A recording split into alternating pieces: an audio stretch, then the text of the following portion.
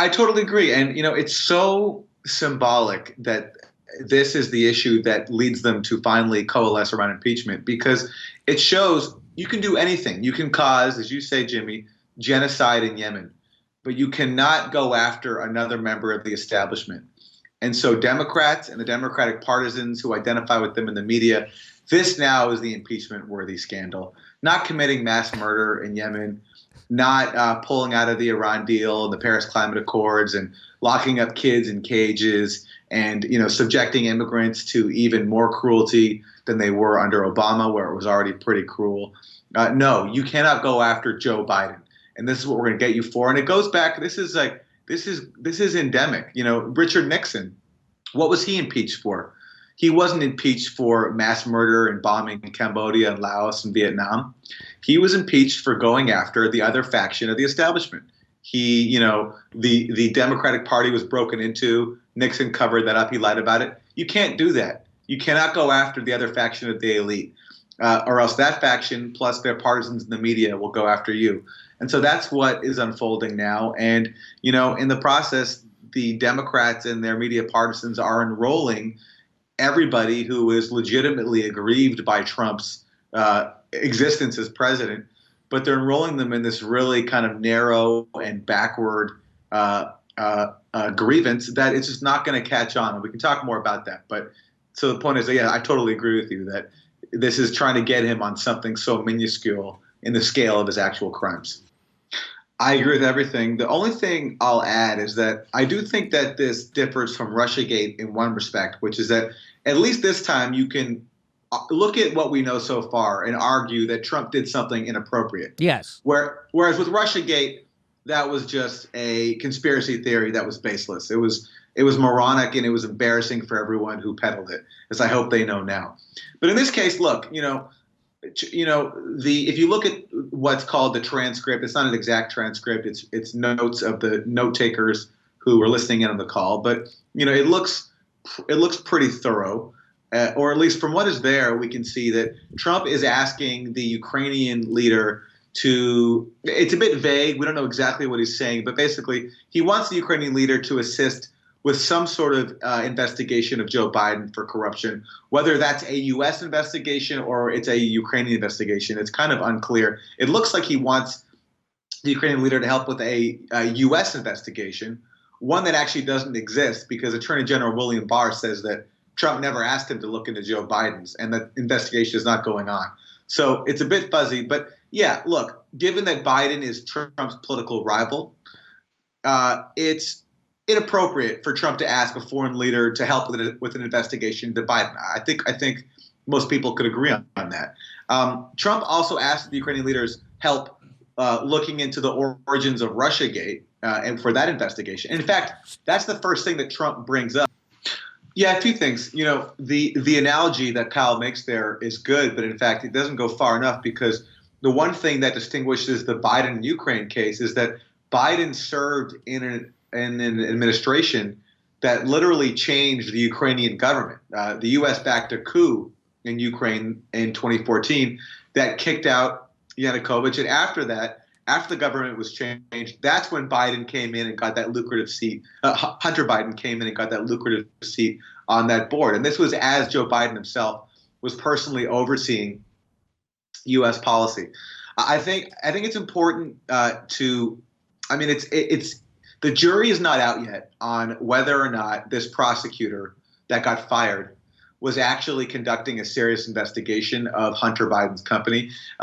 Speaking to Ukrainians who I consider informed, they were telling me that prosecutor was indeed corrupt and was not, and that his investigation into Burisma, the company that Hunter Biden was on, was actually not going anywhere. And that, in fact, it was his firing that led to this investigation going somewhere. But that investigation did end in a settlement that made the investigation ultimately go away. So there's a bit – we can't assume that Biden helped shut down an investigation into his son's company. But what we can assume is, as you pointed out, he leveraged U.S. aid to get the prosecutor fired, and that is what Trump is being accused of now. But I will say, in fairness to Biden there, the one difference you could argue is that in this case, Trump is being accused of pressuring Ukraine to do something that's to his political advantage.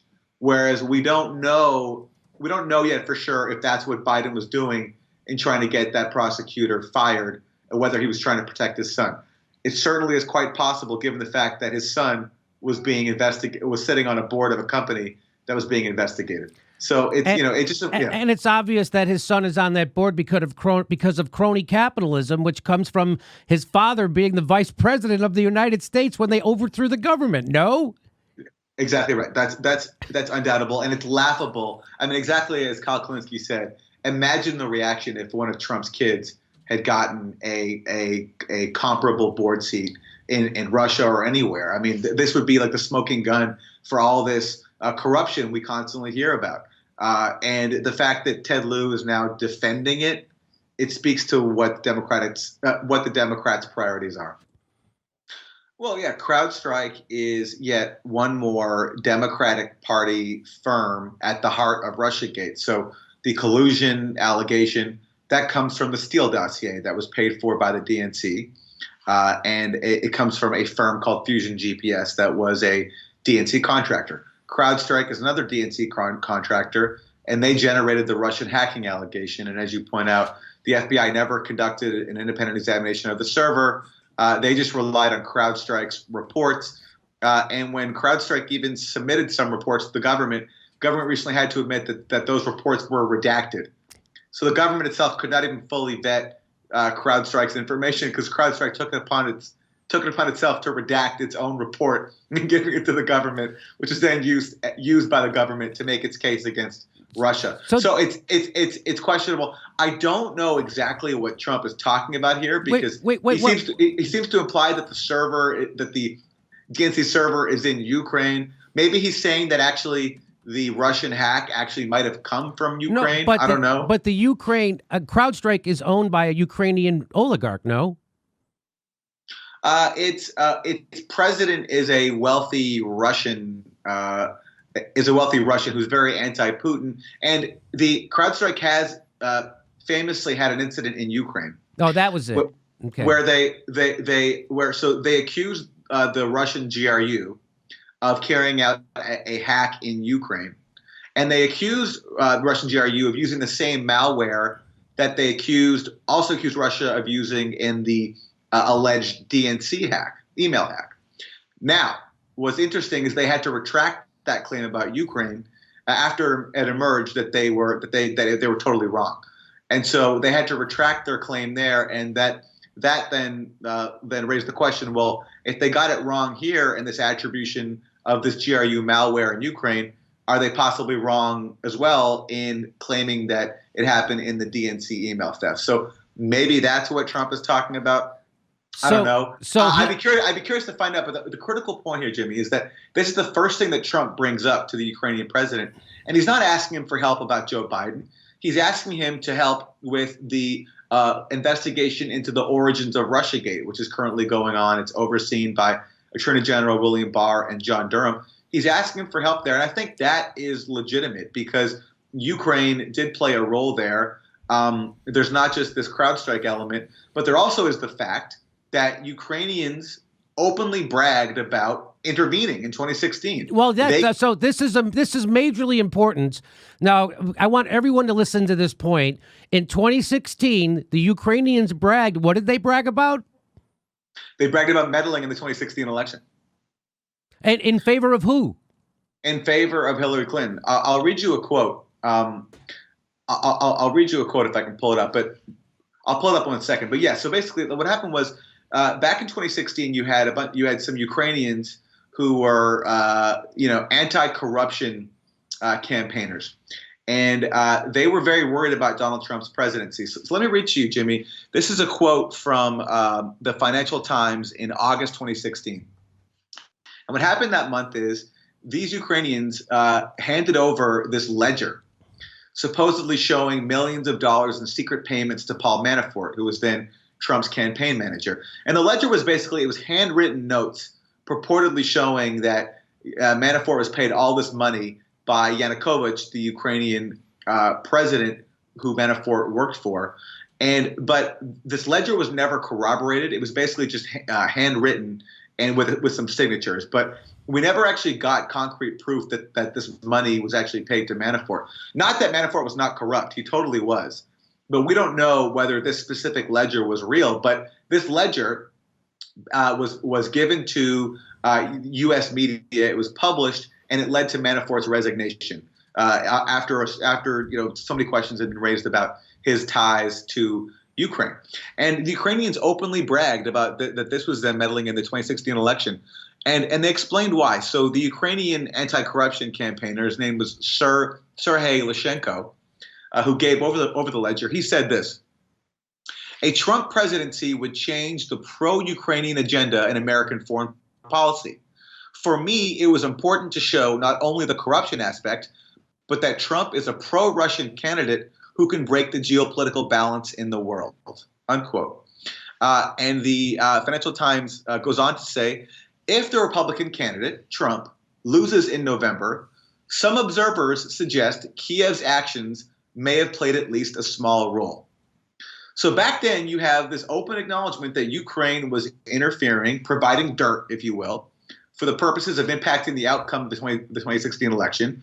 But there was no outcry then. I mean, imagine if you had Russian officials saying the exact same thing about Hillary Clinton. About Hillary Clinton, it would be outrage. It would be. Why are they meddling in our elections, and we have to sanction them? Yeah. So this is Trump. This is Trump asking the Ukrainian president to assist with the ongoing Barr-Durham review in an effort to find out what happened there, an effort to find out whether that ledger was real, for example, or whether that was actually fake in the same way that the Steele dossier was fake as well. Maybe the ledger actually was real. And if so, it'd be a good thing that we heard about it. But, for all this concern about accepting foreign assistance, if we apply that principle equally, it shouldn't just stop at what we accuse Russia of doing. It should also go to what Ukrainians openly bragged about doing. So here's the headline from the Huffington Post. They say, I would like you to do us a favor, though. I will ask him to call you along with the Attorney General. Rudy very much knows what's happening, and he is a very capable guy. If you could speak to him, that would be great. There's a lot of talk about Biden's son, that Biden stopped the prosecution, and a lot of people want to find out about that. So whatever you can do with the Attorney General would be great. So that's what they're showing, and they're saying that proves that Trump is corrupt. Of course, they leave out all the CrowdStrike stuff and all that stuff that is actually very interesting. And their headline is, Trump pressured Ukraine to probe Biden while discussing military aid. Go ahead. Jimmy, you know what? They also leave out the fact that it's the Ukrainian president who brings up Rudy Giuliani. Yeah. And, like in that blacked out section, they're cutting out so much. They're making it look as if it's going from Trump saying, hey, do me a favor. It goes right to Biden. Right. But they're leaving out the CrowdStrike part and that actually Trump's first request is about helping with the investigation, the Russia investigation. That's right. Then they leave out the Ukrainian president himself bringing up the fact that Rudy Giuliani called, and that's when Trump talks to him about Joe Biden. Well, the only thing there is I don't want to give Trump's brain too much credit because he can convince himself of anything, right, to validate his own theories about the world. But it's certainly interesting that it signals that, look, it might be still an open question inside the administration. I mean, certainly Trump has been slow to endorse the intelligence communities, or the intelligence officials, I should say, not the whole community. So it's actually a very small group of intelligence officials who accuse Russia of the DNC email theft. Trump has been slow and reluctant to endorse that. And yes, it would certainly be great if actually that claim by the intelligence community, by intelligence officials, is being subjected to scrutiny because it deserves it. As we've talked about, the evidence for it that it's being presented to us is insufficient, and there are a lot of holes in it. Now, Aaron, I want you to look. This is how the Huffington Post presents this. They show you this part of Trump. They go, I would like you to do us a favor, though, because our country has been through a lot, and Ukraine knows a lot about it, Trump said.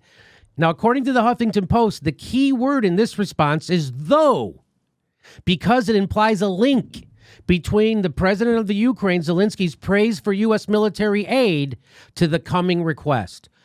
I think, I don't know, I'm going to go back to this. This seems like a huge stretch to me, but I'm going to ask the award-winning journalist, Aaron, can you comment on this? Okay, so they're gonna try to claim that though is the smoking gun. Yes. No. Yeah. Yes. Yeah. It's funny, That's, right? It's funny. Yeah. Yeah. Yeah. Well, again, this is the kind of mentality that led to Russiagate, where this parsing of words and trying to interpret something damning and explosive when the actual evidence before us is just not there. And this is you've pulled up a really good illustration of that. So they're saying because Trump uses the word though, that means that he is extorting the Ukrainian president and conditioning U.S. military aid on Zelensky's full cooperation in investigating Joe Biden, something that Trump doesn't even explicitly say. He brings it up, certainly not even there, because in that passage he's talking about the origins of the Russia investigation. It's only way later on that Biden comes up, and even then it's not even clear what Trump is actually asking him to do. It looks like he's actually asking him just to cooperate with Attorney General William Barr, right, in a hypothetical investigation, because as we know, one doesn't even currently exist into Joe Biden That's and right. Ukraine, because Barr says it's not happening. So look, again, I want to stress this, that I do think that what Trump did was inappropriate. Yes. I don't think he should be asking a foreign leader to assist or to conduct whatever he did an investigation into a political rival. Correct. You know, that's not his job. Correct. It's fine to investigate Joe Biden, but Trump should not be involved in it, and there shouldn't be even the hint that he is linking military aid to it. The problem is, though, if you want to prove that this is impeachable, you need evidence way more convincing than Trump's use of the word though. You know, like, it's possible that that's actually what happened, but you need to prove it. You really do. And trying to focus on the word though and trying to use your imagination to think this is what happened, it's not enough. And so the whistleblower, we'll see what the complainant from the intelligence community has to offer. What we do know is that the complainant based their complaint on what they heard about the phone call.